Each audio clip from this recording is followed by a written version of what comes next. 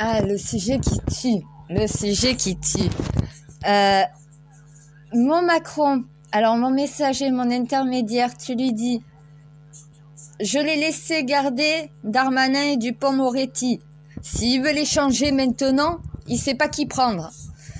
Au final, moi, je verrai qui? Moi, ministre de l'Intérieur, je mettrai le premier flic de France. Je mettrai mon Templier, au final, mon Mathieu Vallée. Et par contre, à la justice, je mettrai mon juge Philippe Vigier. Voilà. Au final, je mettrai deux personnes très compétentes dans leur domaine qui sauront défendre leur ministère comme il se doit en prenant les bonnes décisions. Voilà. Mathieu Vallée, c'est un flic intègre, c'est un flic qui a un cœur en or, il est humain, à la fois autoritaire, donc voilà. C'est pas une brebis galeuse de la police, bien au contraire. Lui aurait de véritables solutions pour réformer le système. Lui s'attaquerait au système, ce que Darmanin n'est pas capable de faire. Donc, moi, au ministère de l'Intérieur, je verrai plus Mathieu Vallée que Darmanin. Darmanin est un politicien, je ne sais pas s'il est vraiment policier, mais à un moment donné, il n'est pas sur le terrain. Mathieu Vallée, c'est un policier de terrain. Voilà pourquoi il aurait plus sa place en tant que ministre, c'est son domaine. Il saurait gérer son ministère. J'aurais même pas les problèmes que j'ai à l'heure actuelle avec la Belgique. Philippe Vigier, il est ni de droite, ni de gauche, ni de centre. Il est comme moi. Donc c'est tout simplement un juge impartial. Ça veut dire que Philippe Vigier, à la place de Dupond-Moretti, j'ai toutes les cours de justice de France qui applaudissent Macron. En disant, là, c'est la personne qu'il faut. Dupond-Moretti est un avocat de la défense. Il est là pour défendre des personnes qui sont accusées. Le juge est là pour juger. Et à un moment donné, la justice pense que ça devrait plutôt être un juge à la tête du ministère plutôt qu'un avocat de la défense. Et c'est ça qui bloque entre Dupond-Moretti et la justice.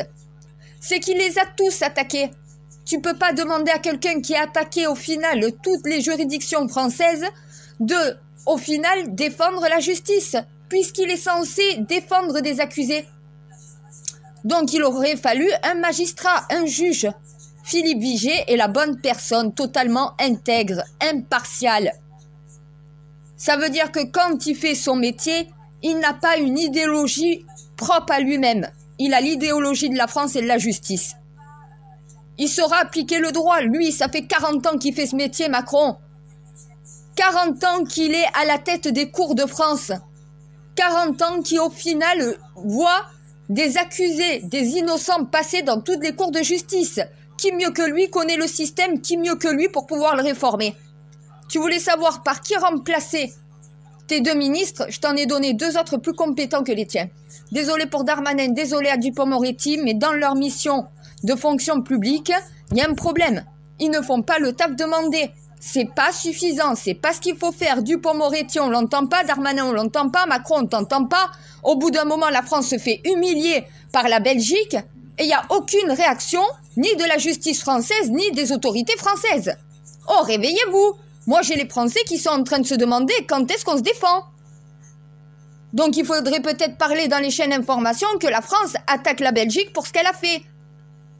Vu qu'a priori, ils viennent critiquer notre justice, est-ce qu'ils savent que si la Convention européenne des droits de l'homme vient leur donner raison, c'est pas pour autant qu'au final, il ne pourra pas être condamné en France. La condamnation française n'est pas annulable par la Cour européenne des droits de l'homme. Donc même s'ils te disent que dans le fond, tu as raison, dans la forme, c'est impossible ta demande.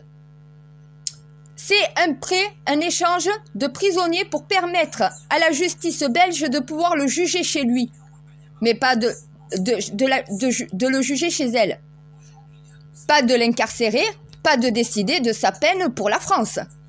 La peine pour la France a été décidée, ça a été jugé, il n'a pas fait appel du jugement, il avait un délai pour le faire.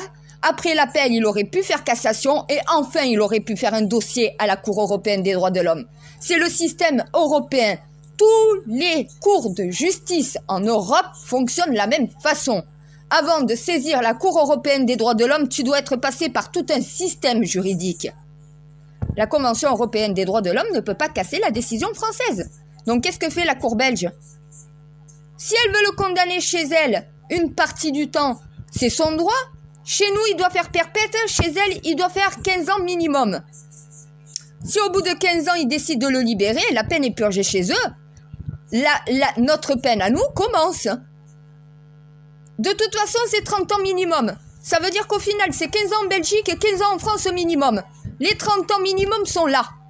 Donc déjà, c'est moitié-moitié. Au bout de 30 ans, si il est réinsérable, parce que idéologiquement, il n'est plus le même, ce qui peut être possible avec un bon imam comme les miens pour pouvoir le redresser.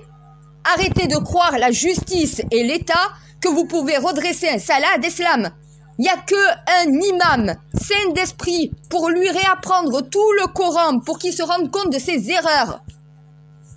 Il a été conditionné à devenir un terroriste. Faut le conditionner à devenir un citoyen responsable, un véritable musulman qui respecte Dieu, qui respecte la religion et qui respecte le pays qui l'accueille.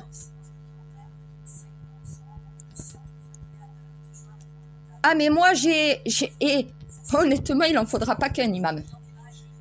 Il faudra une triquetra d'imams qui se relaye justement pour aller le voir en prison et qui justement fait le travail de réinsertion. Il n'y a qu'un imam qui peut réinsérer un Salah d'Islam dans la société après un bourrage de crâne terroriste. L'État ne peut rien faire. Elle est défaillante dans ce domaine. Si tu es devenu terroriste, c'est que tu as suivi le Coran de la mauvaise des manières. Un véritable représentant d'Allah pourra le guider sur le bon chemin, lui faire comprendre ses erreurs. Nous, la France et nos institutions sont incapables. Et Salah d'Islam n'écoutera jamais un prêtre ou un rabbin. Il n'écoutera jamais un juge. La seule personne qui pourrait écouter, c'est un imam. Voilà. À un moment donné, quand tu sais où se trouve la religion, il n'y a que la religion qui peut venir régler le problème. On lui a mis une idéologie de mort dans la tête. Eh bien, aux imams, maintenant, de lui mettre une idéologie de paix, que ça soit en Belgique ou en France. J'ai des imams en Belgique, j'ai des imams en France. Mais aucun imam ne condamne des attentats. Aucun. Enfin, ne condamne pas des attentats, voilà, c'est ça. Aucun imam ne condamne pas des attentats. Pour eux, tu n'as pas le droit de tuer au nom d'Allah. Tu as le droit de tuer par légitime défense, c'est marqué dans le Coran. Si quelqu'un est en train de violer ta femme, tu as le droit de le tuer. Pour sauver la vie de ta femme, voilà. Ah mais c'est par survie. Tu ne tueras point sauf par légitime défense. Tu peux tuer un être humain pour sauver la vie d'un autre être humain qui est menacé. Celui qui attaque, s'il meurt parce qu'il a attaqué, toi si tu as défendu une personne qui est victime, tu n'es pas bourreau de cette personne, tu viens en défense, légitime défense. C'est reconnu par toi. Tu reconnais la légitime défense, tu reconnais pas le meurtre ou l'assassinat. Voilà, c'est tout. Demande à un imam s'il est d'accord pour des attentats, qu'on utilise Dieu pour créer la mort. Voilà. Ils sont saints d'esprit, ils connaissent Dieu, ils connaissent le Coran, ils connaissent la religion, ils te connaissent. Ils ont appris à te connaître, ils ont appris à te comprendre, ils ont appris à penser comme toi. Salah d'Islam a été enrôlé dans du terrorisme. C'est mental, c'est un lavage de cerveau qu'on lui a fait. Ben, il faut refaire le lavage de cerveau, mais dans le sens contraire. Ah mais je sais qu'il n'y a que ça. Il n'y a que ça. Si on veut le réinsérer, on ne peut pas passer outre que ça. On va être obligé de passer par tout simplement une thérapie religieuse. Une thérapie musulmane. Ah mais il y a deux versions de l'islam. Tout dépend de ton âme, tout dépend de ce que tu recherches. Si tu recherches à faire le mal, tu vas voir le mal dans le Coran. Si tu recherches à faire le bien, tu vas voir le bien du Coran. Tu as deux interprétations, tout dépend si tu es une personne bonne ou une personne mauvaise. Une personne perdue, elle est ni bonne ni mauvaise, elle est perdue. Il suffit d'une personne pour la faire passer d'un côté ou de l'autre. Voilà, ben manque de peau, on a vu sa souffrance, on a vu son énervement, il a montré ses émotions et il y en a des gens qui s'en sont servis pour le faire tuer d'autres personnes. Mais en plus, ils se sont entraînés, après ça fait une bande. Ils sont plusieurs sur le coup. Quand c'est un attentat, après, quand c'est un passage à l'acte d'un islamiste qui fait un acte terroriste, c'est pas un attentat, c'est un acte de terrorisme. Quand tu vas dans la rue pour planter une personne et crier Allah Akbar, à un moment donné, c'était tout seul. Il n'y a pas une organisation derrière, tu es tout seul, c'est toi qui as pris la décision de commettre cet acte. Il n'a pas été commandité, il n'a pas été organisé par un groupe. Ça, c'est ceux qui, comme ça, pètent un cap chez eux et décident, bon, ben voilà, je vais commettre un acte terroriste. Mais après, il y a l'attentat. L'attentat, c'est en groupe. C'est une bande. Voilà. Ah ben, ceux qui l'ont fait avec lui sont morts. Voilà, donc il en reste qu'un, c'est lui qu'il va falloir prendre en charge. Mais prendre en charge, c'est pas juste l'enfermer dans une prison et au bout de 15 ans, ouvrir la porte. S'il n'y a pas un redressage mental, psychologique et spirituel, faut pas le relâcher en réalité. Il sera jamais prêt à ressortir, il retournera dans le terroriste dès qu'il a un pied dehors. Ah ben, si des imams sont capables de le réintégrer, dès qu'il a un pied dehors, il retouchera pas à tout ce qui est cellule terroriste ou autre. Même au contraire, il risque peut-être de devenir imam ou un truc comme ça par la suite pour acheter son âme. Quand il aura pris le Coran correctement, il se rendra compte de toutes ses erreurs. Et c'est là qu'il voudra se laver de ses péchés par lui-même. C'est lui qui la demandera, la thérapie musulmane. Ouais, j'aime bien thérapie musulmane. C'est pas thérapie islamiste, c'est thérapie musulmane. Il n'y a qu'un véritable musulman, pas un islamiste, un musulman pour pouvoir le réintégrer. Eh, écoute, j'ai une centaine d'imams en France. C'est pas compliqué de mettre en place cela en France. J'en ai une cinquantaine en Belgique. Voilà, à un moment donné, c'est facile de mettre un suivi psychologique et spirituel avec un imam. C'est pas un psychologue qu'il a besoin. C'est ça le truc. Non, c'est que la France ou la Belgique pensent qu'en lui envoyant un psychologue, ils vont pouvoir le réinsérer. Il n'y a qu'un imam qui peut le réinsérer dans la société. C'est de l'ordre du religieux. S'ils croient que la psychologie peut faire quelque chose, elle peut aider dans la thérapie avec un imam, mais elle ne peut pas remplacer la thérapie avec un imam. C'est de l'ordre du religieux. Le terrorisme, il y a toujours une idéologie religieuse derrière.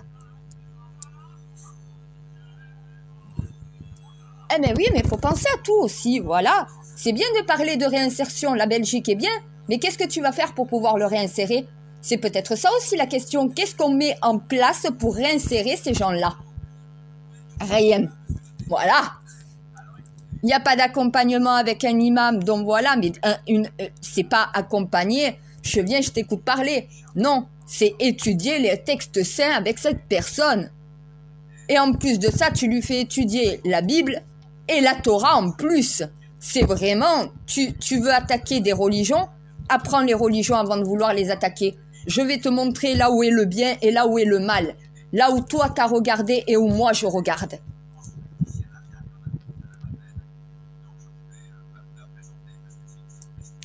Eh mais quand tu sais lire les textes saints, voilà, tu peux pas faire d'erreur.